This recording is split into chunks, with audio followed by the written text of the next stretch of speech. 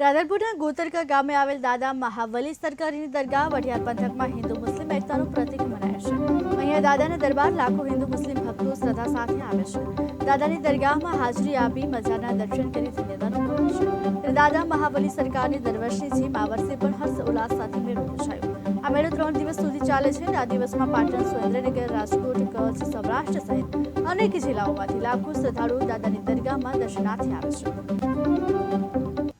એક પુરુષ દાદા મહાવલીનો છે। અલ્હમ્દુલિલ્લાહ અને અલ્લાહનો લાખ લાખ શુક્ર છે કે આ ઉરુસમાં જેમાં મુસ્લિમ હિન્દુ બધા મળીને આ અમે ઉરુસ મનાવી છીએ।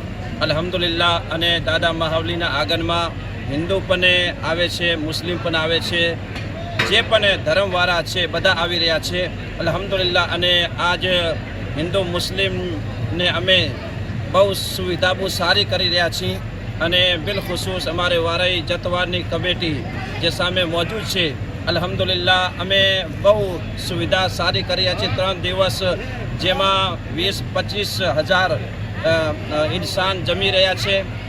फूल व्यवस्था है, खावा पीवानी, छाछ, शरबत, मेडिकल जे दवाखानो है ये पण मौजूद है। एम्बुलन्स अमे राखल है ये पण मौजूद है कि दादाना आगमનમાં कोई पण आवे ए तकलीफ में न पड़ी जाए।